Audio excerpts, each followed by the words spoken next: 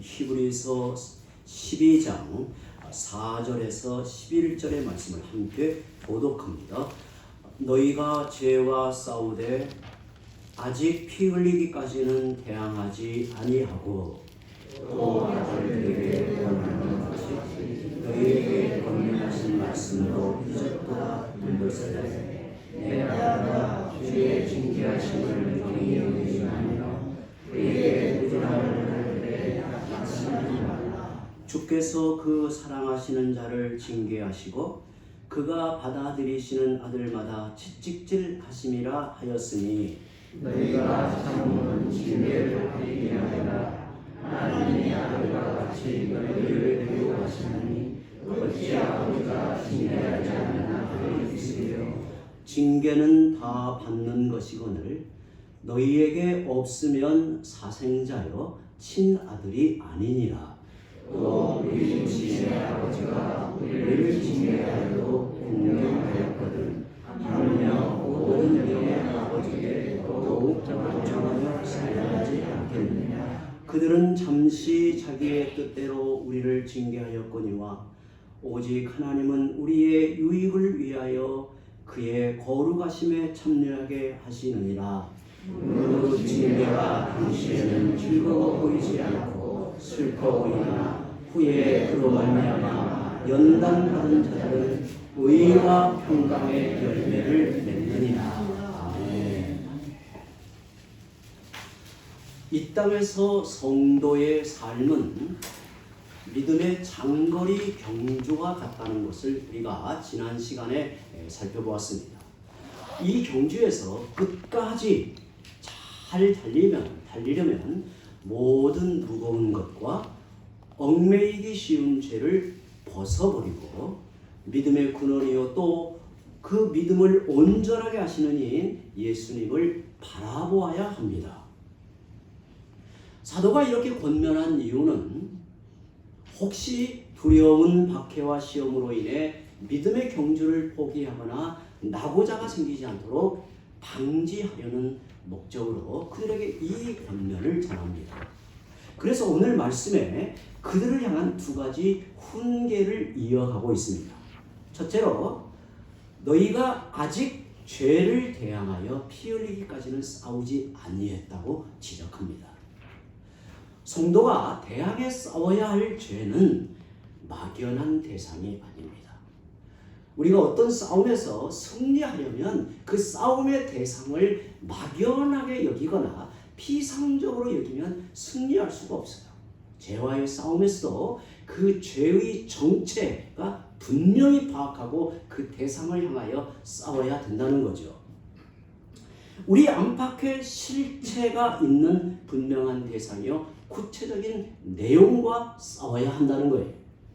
믿음의 경주를 잘 달리기 위해서 죄를 벗어버려야 하는데 죄는 그냥 벗어지지를 않습니다. 목욕탕에 들어가 가만히 앉아 이게 몸을 불리면 몸에 생긴 이게 때는 저절로 잘 벗겨지죠. 죄라고 하는 것은 한번 우리 속에 달라붙으면 우리 속에 인격에 깊이 자리 잡고 있으면 이건 잘 벗겨지지 않는다는 거예요. 오늘 말씀해 보면 죄와 싸워야 한다. 그 죄와 정말 치열하게 싸워야 한다. 죄와 싸우되 피 흘리기까지 싸우고 떨쳐내야 한다는 걸 말해요. 사도는 우리가 싸워야 할 대상인 죄를 마치 의인화하여서 막연한 죄와 싸우는 게 아니라 우리 안에 있는 죄성과 죄된 가치관을 대항해 피 흘리기까지 싸워야 하는데 그 싸움을 너희가 피하고 있다. 그 싸움을 정말 치열하게 그 싸움에 임하지 않고 있다는 것을 지적하고 있는 겁니다. 여러분, 우리가 믿음의 경주를 잘 하기 위해서 반드시 극복해야 할 장벽 중에 하나는 게으르고 적당히 신앙생활하고픈 유혹입니다. 내 신앙이 자라가야 된다는 생각을 하지 않고 신앙생활한단 말이에요. 오늘 우리 성도들 하나님 앞에 나와 예배하며 말씀을 듣고 또 주중에는 말씀을 읽고 묵상하면서 나의 신앙이 자라가야 된다. 나의 신앙은 그리스도의 장성한 분량에 이르러 가야 된다라고 하는 이 신앙의 목표의식이 있느냐? 아니면 내게 주어진 형편에서 적당히 그냥 세면칠에 사람들에게 특별히 드러나지 않게 적당히 신앙생활하고픈 유혹이 누구에게나 있어요. 그런데 이 장벽을 무너뜨리고 싸워야 우리의 신앙은 생기 있게 자라간단 말입니다. 이것은 어느 시대나 신자로서 싸워야 할 신앙의 장애물이에요. 믿음의 주요 또 온전하게 하시는 예수님은 이미 그 싸움에서 십자가에 달려 피를 흘리시고 결국에 승리하셨다는 것을 우리 앞에 보여줍니다. 예수님도 십자가의 잔을 피하고 싶은 유혹을 받으셨습니다. 십자가의 길이 아닌 다른 길이 있다면 그 길로 가고 싶은 유혹을 받으셨습니다. 그러나 예수님은 이 모든 유혹에 맞서 싸워 십자가에 피 흘려 죽으심으로 하나님의 뜻을 이루시고 우리를 구원하셨습니다. 우리가 예수님을 바라보고 예수님의 인내를 생각하면서 죄와 싸우되 피 흘리기까지 싸우면 이미 승리하신 그리스도께서 우리를 도우시는 겁니다. 그 도우심으로 우리 앞에 주어진 믿음의 경주를 잘 달려가는 성도들이 되시기를 바랍니다. 둘째로 그들이 겪고 있는 고난의 목적이 무엇인가를 깨닫고 굳건히 세우는 하나님의 말씀을 잊어버리고 있다고 책망을 합니다. 오늘 말씀 5절과 6절을 다시 한번 읽어봅니다. 시작. 또 아들들에게 권하는 것 같이 너희에게 권면하신 말씀도 잊었도다. 일러스되 내 아들아 주의 징계하심을 경히 여기지 말며 그에게 꾸지람을 받을 때에 낙심하지 말라. 주께서 그 사랑하시는 자를 징계하시고 그가 받아들이시는 아들마다 채찍질하심이라 하였으니. 사도는 이 말씀에 잠언 3장 11절 12절을 인용하여 세 가지를 당부하고 있습니다. 주님의 징계하심을 가볍게 여기지 말라. 꾸지람을 받을 때 낙심하지 말라.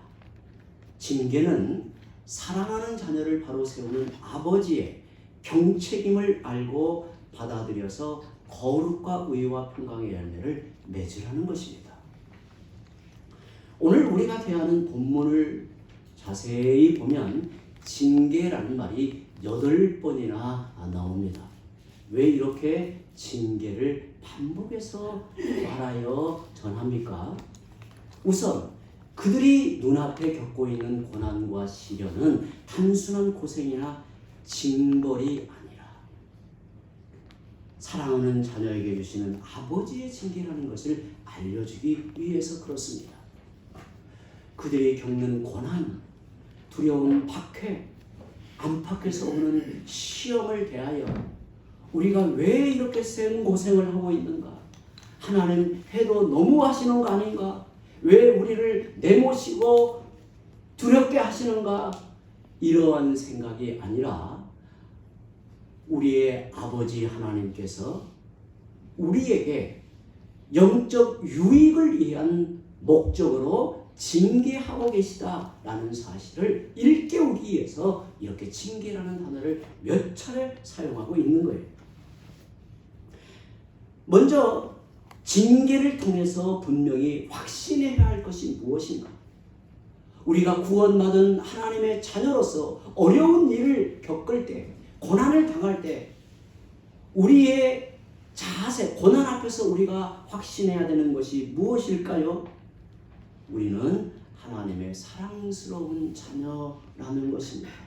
사랑스러운 자녀. 우리 성도들이 자녀들을 이제는 다 잘 기르시고 이제 어린 손주들이 이제 우리 앞에 자라가는 이제 세대가 되었습니다. 자녀들이 나이가 한 살 먹고 철이 들면 부모의 훈계에 대한 생각이 철이 들면 이게 바뀝니다. 부모의 잔소리, 책망, 회초리가 서운하고 혹시 부모가 나를 미워하는 거 아닌가 라는 생각에서 그 부모의 깊은 사랑이 가슴에 와닿고 그 사랑을 통해 내가 사람답게 자라가고 있다라는 생각이 든단 말이죠. 우리의 신자로서의 신앙의 철도 마찬가지. 우리의 신앙이 자라가면 자라갈수록 고난 앞에서 그 고난이 어떠한 목적으로 내게 다가오는가, 주님이 어떤 목적으로 그 고난을 주시는가를 생각이 바뀌게 된단 말입니다. 6절에 주께서 그 사랑하시는 자를 징계하시고 그가 받아들이시는 아들마다 채찍질 하심이라 하였으니 라고 말합니다. 물론 사람들은 징계를 싫어합니다. 누구인들 징계를 좋아하겠습니까? 그러나 하나님은 우리를 사랑하시기 때문에 징계하고 자녀이기 때문에 징계하신다는 사실을 우리에게 말하고 있습니다. 7절과 8절을 보시면 너희가 참음은 징계를 받기 위함이라 하나님이 아들과 같이 너희를 대우하시나니 어찌 아버지가 징계하지 않는 아들이 있으리요 징계는 다 받는 것이거늘 너희에게 없으면 사생자여 친아들이 아니니라. 참 뜨거운 말씀이죠. 오늘 말씀에 징계는 다 받는 것이거늘 너희에게 이 징계가 없다면 사생자이고 친아들이 아니니라. 지금 하나님이 우리에게 말씀하시는 겁니다. 여러분, 징계와 형벌은 그 차원과 목적이 달라요. 징계라는 말이 요즘에는 벌의 의미로 통용되기도 하지만 여기에 쓰여진 단어를 보면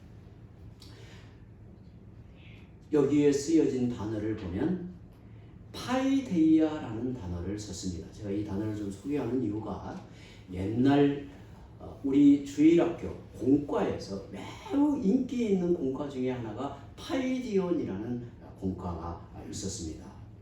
우리 교단에 아주 존경 받으시는 양승원 목사님이 주도하여 만든 공과 파이디온이라는 공과가 있는데 그 파이디온이라는 말이 이 파이데이아 징계라는 말에서 이렇게 따온 거기에서 이렇게 가져온 이 교육 공과의 제목입니다. 우리 성도들 옛날 생각하면 아마 들어보셨은 줄 압니다.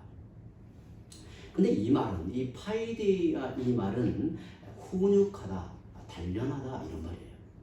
훈육한다, 또 단련한다 이런 말입니다. 그러니까 혈육의 부모가 아이들을 양육할 때 교육의 목적으로 징계하는 훈육을 할 때 이 징계 파이데이아라는 단어를 썼단 말이에요. 혈육의 아버지도 자기 자녀를 징계하고 훈육하여 가르칩니다. 아이들을 훈육하여 가르치지 않으면 아이들은 반듯하게 자라가지 않아요. 특별한 아이들은 뭐 저절로 잘 자란다고 하지만 대부분 아이들은 회초리도 들고 또 꾸지람도 하고 때로는 위협도 하고 그래서 아이들은 길러가는 거예요. 여러분, 잠언을 우리가 천천히 읽어보면 잠언에는 매를 들으라는 말이 의외로 많이 나옵니다. 저도 잠언의 말씀을 좋아해서 이렇게 자주 읽어요. 그리고 정말 내 마음에 깊이 와닿는 말씀은 또 메모해서 암송도 하고. 그런데 잠언을 꼼꼼히 읽어보면 자녀를 향한 부모의 이 매, 회초리가 거의 필수적인 것처럼 이야기를 해요. 어느 정도까지 이야기하냐면 자녀를 향해 매를 들지 않는 것은 자녀를 사랑하지 않는 것이다. 이렇게까지도 말해요. 옛날에 그 청교도 어느 분의 글을 읽어보니까 이렇게 그분은 표현했더라고요. 어린 아이는 사람의 눈에 볼 때 귀엽고 이렇게 사랑스럽게 보이지만 그러나 그 영혼의 이 실체는 죄 덩어리이다. 그분 표현이 죄 덩어리이다. 그 죄를 벗겨내고 바로 세우기 위해서는 율법적 교육, 어릴 때는 매를 드는 것은 너무나 당연하다. 이렇게 표현을 했더라고요. 이게 바로 뭐냐면 징계란 말, 징계. 파이데이아라는 말이에요. 여러분, 부모의 훈육을 가만히 생각해 보면 그렇게 귀하고 중요한 일이지만 여전히 육신의 부모의 훈육이라고 하는 것은 한계가 많아요. 도가 지나치기도 하고 때로는 부족하기도 하고 또 내 품을 벗어나면 더 이상 훈육하기가 어려워요. 제한적이죠. 일시적이죠. 그러나 하나님의 징계는 우리가 주 앞에 서는 영광에 이를 때까지 계속되는 완전한 훈육이고 가장 지혜로운 훈육입니다. 여러분, 하나님의 자녀로 구원하신 성도들을 징계하여 훈육하고 단련하시는 목표가 무엇인가? 오늘 말씀 9절에서 11절에 우리 함께 읽어봅니다. 9절에서 11절 시작. 또 우리 육신의 아버지가 우리를 징계하여도 공경하였거든 하물며 모든 영의 아버지께 더욱 복종하며 살려 하지 않겠느냐. 그들은 잠시 자기의 뜻대로 우리를 징계하였거니와 오직 하나님은 우리의 유익을 위하여 그의 거룩하심에 참여하게 하시느니라. 무릇 징계가 당시에는 즐거워 보이지 않고 슬퍼 보이나 후에 그로 말미암아 연단받은 자들은 의와 평강의 열매를 맺느니라. 아멘. 하나님은 우리 안에 의와 평강의 열매를 맺기 위해서 징계하신다고 말합니다. 하나님의 징계는 가장 지혜로운 훈육으로 그분의 거룩하심에 참여하게 하는 유익을 얻게 한다는 거예요.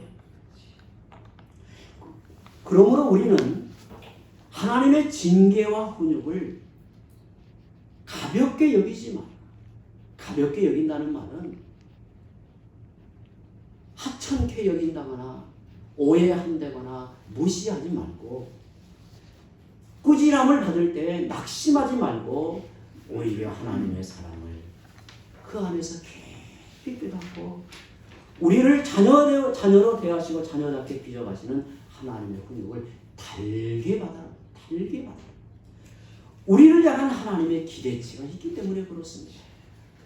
우리에 대한 하나님의 기대는 오늘 우리에 대한 하나님의 기대는 성도다움에 이르는 것입니다. 하나님이 지으신 창조의 영광을 넘어서 그리스도와 연합한 아들의 영광에 이르는 것입니다. 인간은 만물 중에 특별히 하나님의 형상을 반영하여 지어진 존재입니다.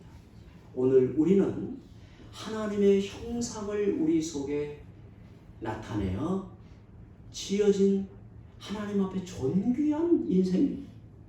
천지 만물을 말씀으로 창조하신 하나님이 인간은 친히 흙으로 빚으시고 그 코에 생기를 불어넣어 생명이 되게 하셨습니다.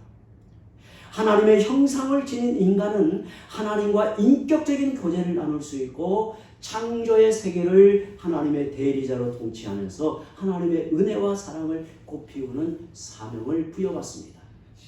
이렇게 존귀한 인생이 죄로 인하여 하나님의 영광을 상실하고 죄와 사탄의 종노릇을 하는 것입니다. 인간의 비참이라는 건 바로 이런 거예요. 하나님은 이런 죄인들 가운데 자기 백성을 택하여 구원의 은혜를 베푸시고 그리스도 안에 있는 존귀한 백성으로 회복하여 왕같은 제사장의 직분을 맡기십니다. 그래서 영광의 빛으로 부르심을 받는데 이는 하나님을 사랑하며 내 이웃을 사랑하는 삶으로 요청을 받습니다. 이는 구원의 은혜를 받은 성도들에게 주어진 특권이요 영광입니다. 우리가 하나님을 진정 사랑하며 이웃을 내 몸처럼 사랑하라는 것은 또 다른 계명이 아니라 우리가 서 있는 영광의 자리가 어떠함을 실감하고 누리게 하려는 것입니다. 이는 하나님의 형상으로 지음받은 인생의 존귀함이요 거룩한 성도로 회복된 증거이고 열매입니다. 우리가 이와 같이 주 앞에 나아가 하나님의 얼굴을 대하여 기뻐하고 사랑함이 영생의 증거이고 우리의 이웃들을 하나님의 형상으로 대하여 섬기며 사랑함이 곧 하나님의 자녀가 되었다는 증거입니다. 세상에서 부자가 되고 자기 신분이 높아지고 명품으로 치장한다고 해서 인생이 존귀해지는 게 아닙니다. 누가 진정 존귀한 사람이라고 일컫습니까? 하나님을 깊이 사랑하며 하나님께 받은 사랑을 이웃들에게 흘려보내는 성도입니다. 하나님의 사랑으로 자라가는 영혼의 아름다움이 그의 말과 행동과 표정과 매너에 배어 있어서 비록 누더기 차림이어도 그의 인격과 성품을 통해 흘러나오는 성도를 하나님은 존귀하게 보시고 그 존귀한 백성으로 이끌어 가시는 하나님의 선비는 지혜롭게 때로 훈육으로 나타난다는 거예요. 성도 여러분, 이것은 하루아침에 되는 게 아닙니다. 우리 안에 죄성이 있고 우리 밖에는 죄의 문화와 사탄의 방해와 도전이 있기 때문에 한두 번 결심한다고 해서 한 번의 뜨거운 은혜를 체험한다고 해서 이루어지지 않습니다. 오늘 말씀에 피 흘리기까지 죄를 향해 싸워야 가능하고 하나님의 끝없는 사랑과 연단 속에서 평생이라는 성화의 과정을 통해서 이루어지는 믿음의 장거리 경주라고 말하는 거예요. 하나님은 우리가 이런 성도로 자라가며 달려갈 수 있도록 말씀과 기도를 은혜의 수단으로, 은혜를 베푸시는 수단으로 우리에게 주셨습니다. 하지만 우리는 어리석고 완악하여 은혜의 수단인 말씀과 기도만으로 이런 성화의 열매를 다 드러내지 못합니다. 그래서 하나님은 사랑하는 자녀를 징계하기도 하는 거예요. 오늘 말씀에 하나님의 징계가 없으면 오히려 사생자요 친아들이 아니라고까지 말합니다. 예수 믿으면 모든 것이 잘되고 형통하리라고 가르치는 자들은 고난을 이상하게 생각하지만 오늘 말씀에 보면 결코 그렇지 않습니다. 성도들이 받게 되는 징계는 자신이 하나님의 사랑받는 자녀임을 깨닫게 함으로 감사하게 되고 오히려 고난에 훈육이 없는 것을 이상히 여겨야 하는 것입니다. 사실 훈육은 우리가 흔히 겪는 고난과 시련과 어려운 문제로만 다가오지 않습니다. 어쩌면 이 세상에서 거룩한 성도로 살아가는 자체가 징계이고 끝없는 훈육입니다. 저도 이제 자녀들이 저희들 곁에서 이제 멀리 떠나서 직장 생활하는데 고민 또 기도의 제목이 바로 이런 거예요. 최근에 오래 시간 전화하면서 직장에서 겪는 이런 믿음의 이 아픔, 고통 다 함께 술자리를 가야 되고 또 그들과 함께 어울려서 술은 마실 수 없고 그러니 새벽 2시, 3시까지 차석에서 기다리고 있다가 그 잔뜩 술에 취한 상사들 모시고 집에까지 데려다주고 와야 되고 이게 믿음이 안에 있는 사람들이 이게 갈등하게 된단 말이에요. 갈등. 이게 이제 기도의 제목이고 우리는 이것을 왜 하나님이 이 지경으로 나를 몰아넣어 죽도록 고생시키는가? 그게 아니라 하나님께서 그 고난 속에서 그 고통 속에서 믿음으로 자신을 바로 세우는 훈련을 하게 된단 말이죠. 오늘 우리가 사는 시대는 두려움 박해도 없고 외적인 큰 시험과 고난이 없어요. 그러나 평안 중에 우리가 싸워야 될 또 신앙의 싸움이라고 하는 것은 그 옛날이나 지금이나 똑같아요. 똑같이 치열해야 돼요. 악한 세상에서 믿음으로 사는 자체가 괴로운 갈등이요, 의로운 심령이 상하는 징계입니다. 그 속에서 말씀과 현실의 간극을 절감하고 고통을 당하는 것이 단련이고 징계입니다. 그런데 우리는 이같이 허락된 신자의 한평생을 살아가면서 교회를 통해 진리의 가르침과 양육을 받고 우리가 살아가는 의미를 깊이 배우고 성도다운 본분을 구비해 가는 것입니다.